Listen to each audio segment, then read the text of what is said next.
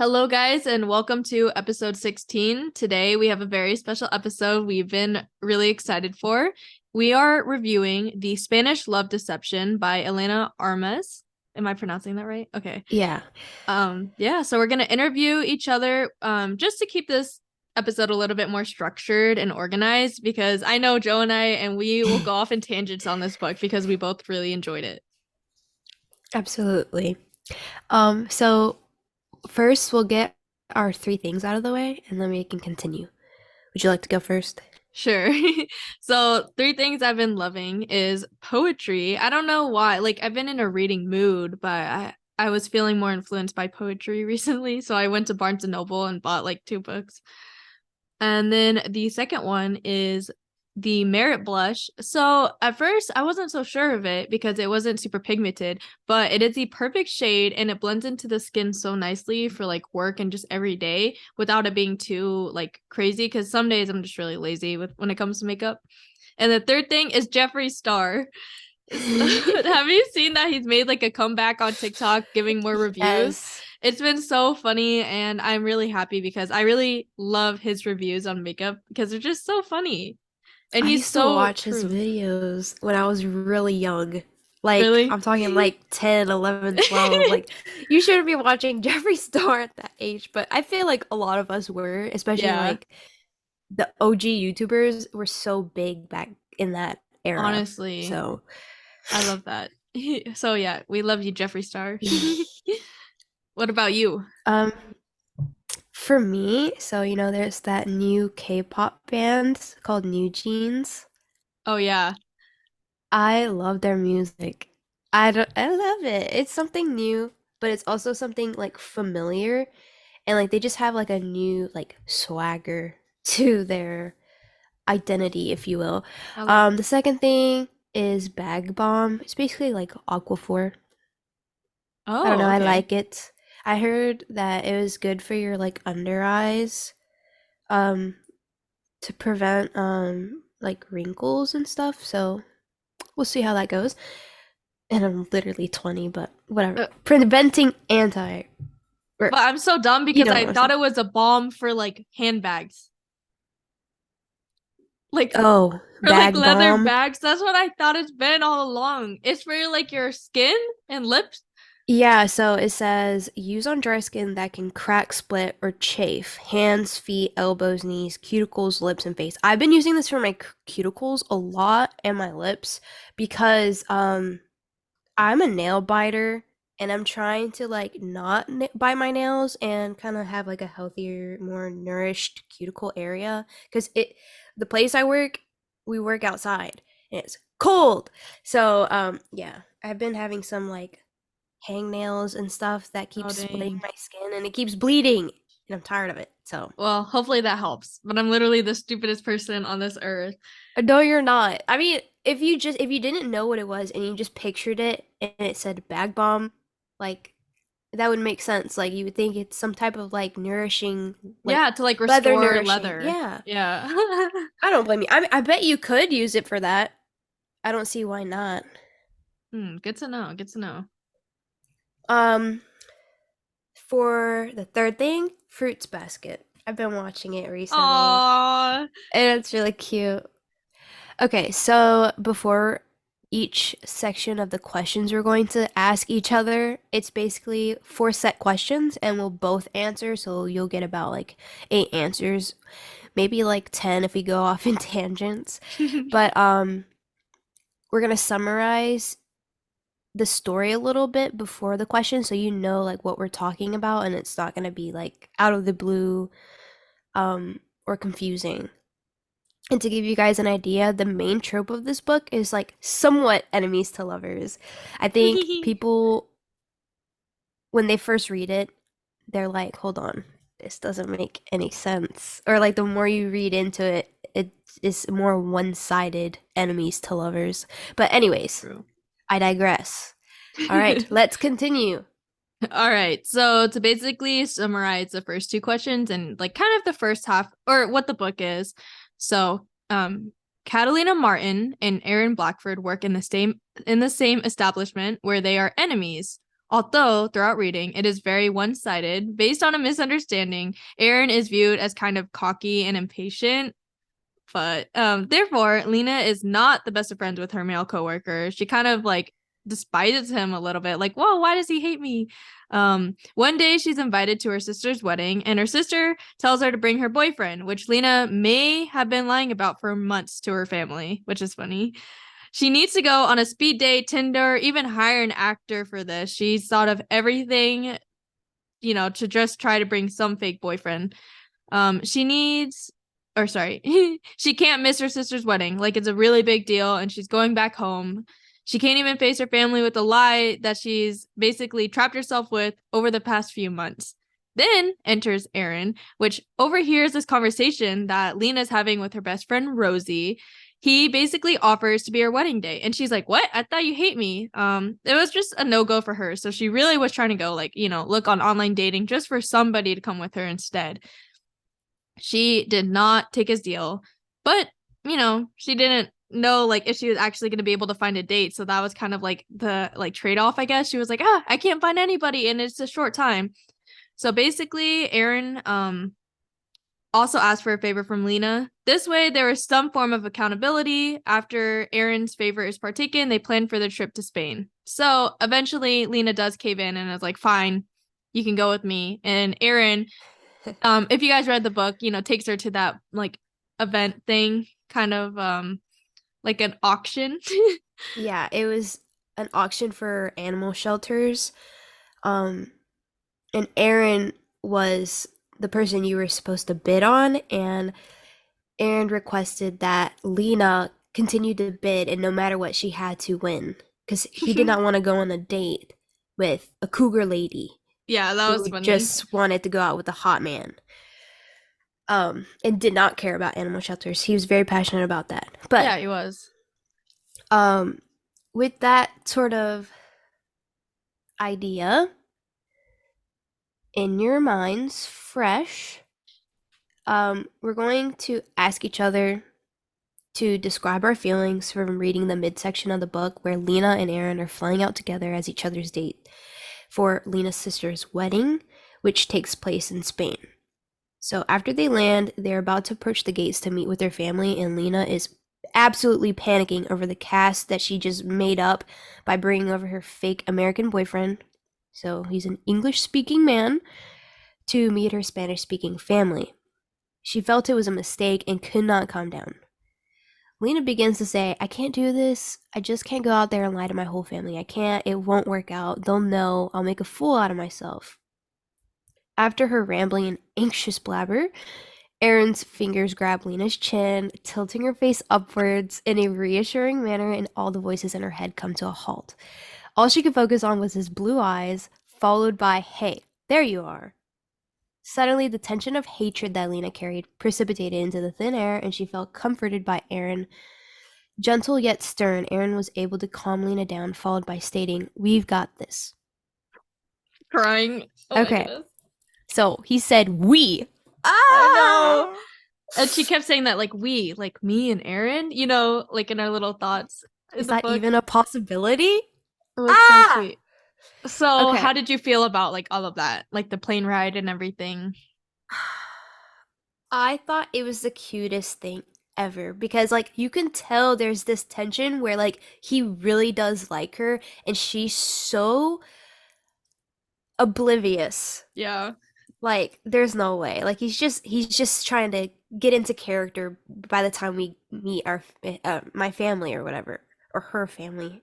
You And wish. so like this whole time, all of his gestures are completely real, and she thinks that he's just faking it to like get into character. And like, it's not a dual point of view book, but I feel like you can definitely tell that Aaron is like totally into her, and Oh like yeah. just like when a guy likes you and you know they like you, it's just a weird feeling, but it's also so comforting and lovey-dovey. And I Yes. wish there was a movie.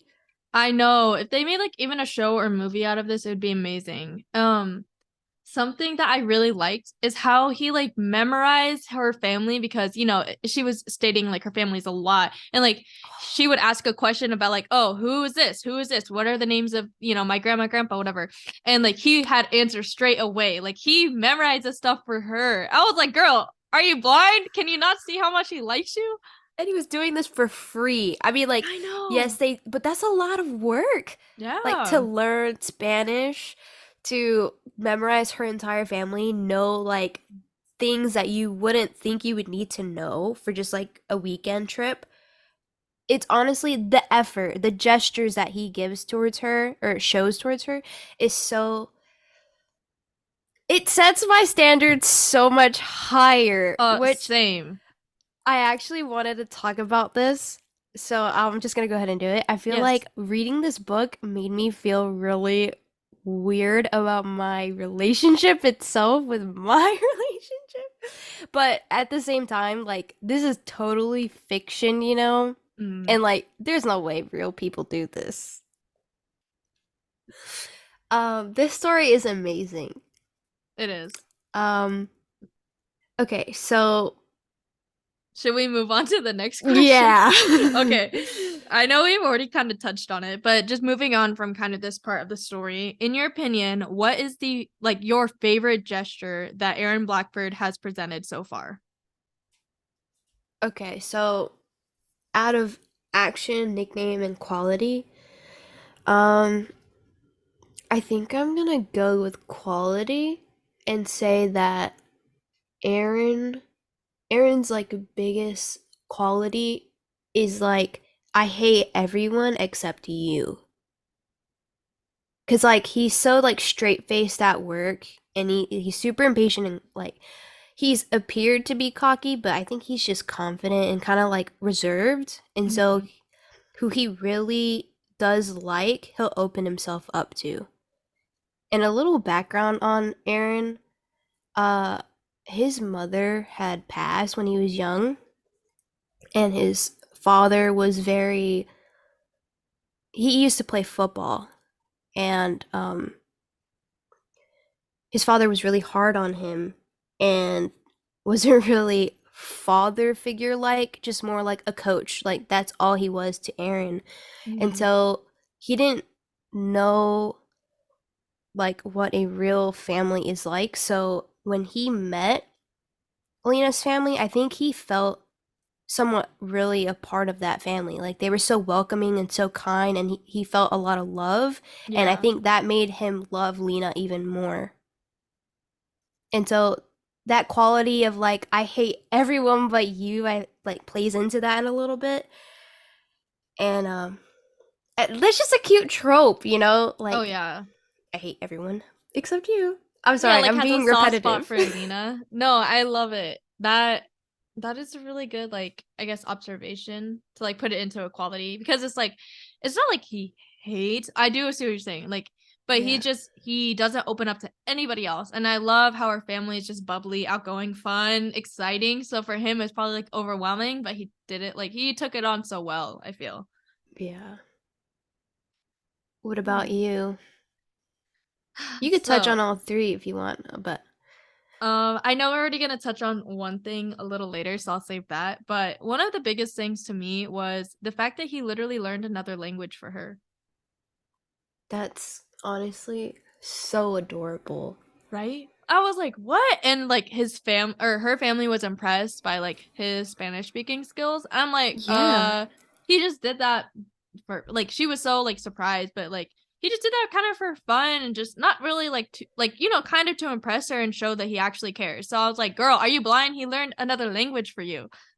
Like, Like, oh, it was like the real thing. All right, so around chapter 11, because Lena was not eating enough because she was trying to look good in her like bridesmaid's dress for her sister's wedding, which honestly, I understand where she's coming from, but that's stupid. yeah. Anyways, she passed out at work because she did not have enough like nutritional value in her system, I guess. She was feeling, or she was lucky she was not alone and that Aaron was there to take care of her. he gave her his homemade granola bar to neutralize her state, which is so adorable. He Like cooks. He he knows how to cook. yeah, that's such a great quality. Anyways, Mhm. um, in hopes she would begin to feel better and not as nauseous and dizzy, later they would go out and she would ask for fish tacos. The food truck, I think it was a food truck, or maybe it was Yeah. like a food stand or something like that, would serve in a set of 3 tacos per order, but she wanted 4. So Aaron would return with not 3, not 4, but 5 fish tacos for Lena. Ah, the standards. Okay. In okay. Alright. And then let me go on to add another specific part in the book where he made like a uh I'm forgetting the word, but a real whatever. In chapter 23, Lena felt ignited. Okay, now this chapter is the chapter where things get a little spicy, Yeah. but I just wanted to like show or like talk about the first part of it. But Lena felt ignited. Um she had realized that before their trip, she never intended for her relationship with Aaron to go anywhere but back to the same old thing in the States. Back to or frenemies, if you will. Eventually, their nice evening at the wedding. It was it a wedding or was it like a wedding rehearsal dance party thing? Um, I believe this part was the actual like wedding. Like after they were outside of like the building or something, and she's like, like somebody will see us, remember? It I'm wasn't getting like it the mixed bar up. drinking before. Oh, it wasn't that? Okay. No. I'm getting my timelines mixed up. But they would turn out to be something more than expected after that wedding. In a good way.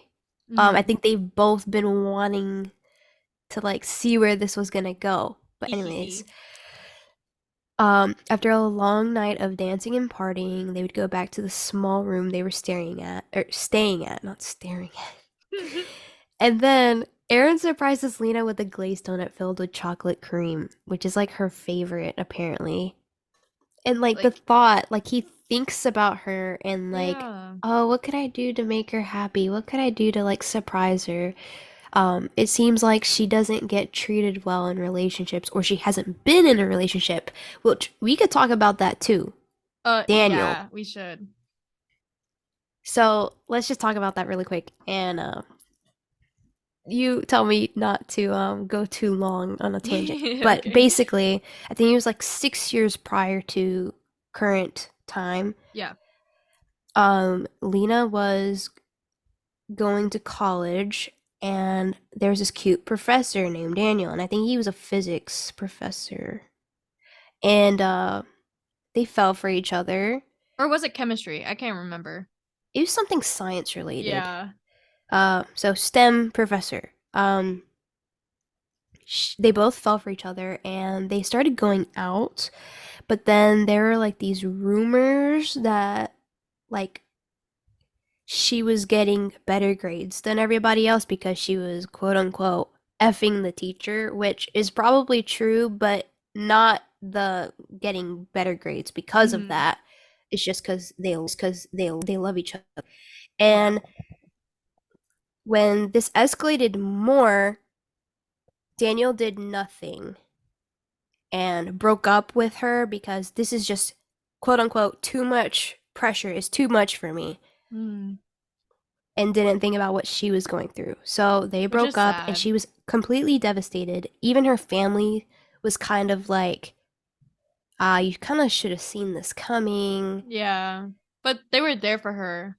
And also Yeah, at least Daniel like a, was like at the wedding, the oh yeah, groom's like brother or friend. friend.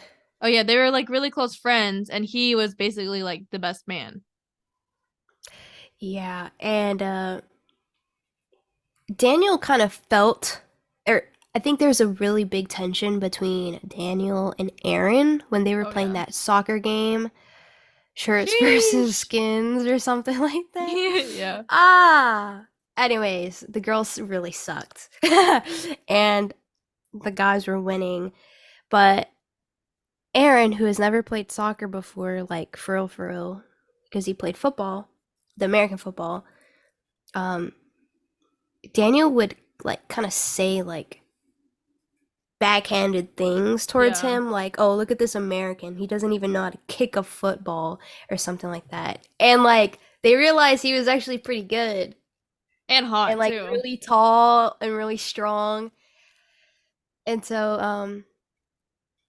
I think she was playing goalie or something.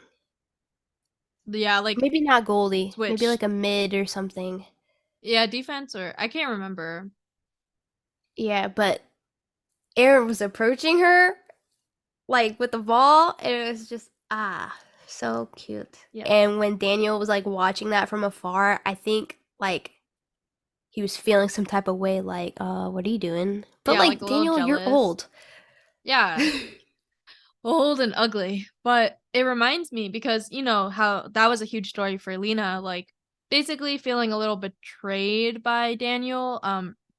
Just like leaving her saying like this is too much with their relationship because it got out. And like that really affected her. But then when similar things happened at work with Aaron and Lena, she was getting like kind of scared, you know, and like Aaron actually took action and was there for her and was like, no, we're not gonna let this end us, type of thing. And I thought that was like a really cool parallel to see like the difference between Aaron and Daniel for Lena. And yeah, I kind of love that. Absolutely.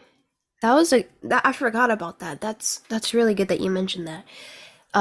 And I love that the entire like workforce except Gerald had Lena's back. Like they had actually put in more HR complaints than she was Yeah. putting in. And so you just know like everybody had her back in this situation. And like because she found that out and when Erin was a little bit absent from work for like a week, she didn't Mm-hmm. know what was going on. Like, oh my gosh, what did I do? Because they were in like that stairwell or hallway when they Yeah. like sort of broke up in a way, which is so sad, but the ending was really cute. Yeah.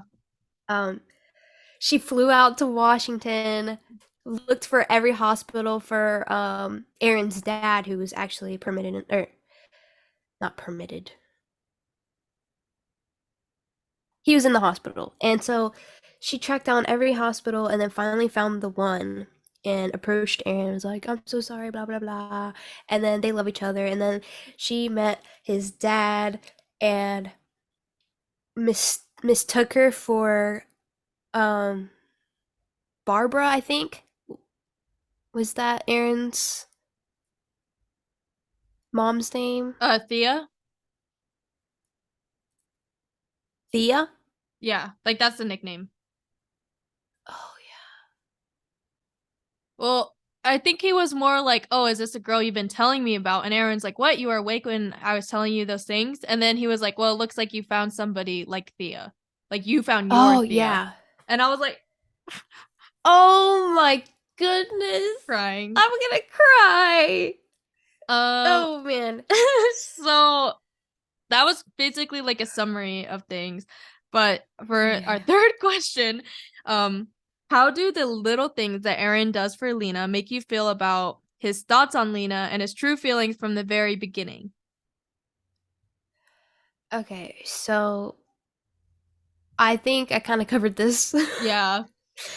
but those little things, you know how they say in a relationship, it's not always about the big things that you do every once in a while. It's like the little things that you gradually do every single day that make it apparent that you love Mm-hmm. someone or that you care for someone. I feel like Erin does a really good job of recognizing what Lena wants or what she doesn't realize she needs.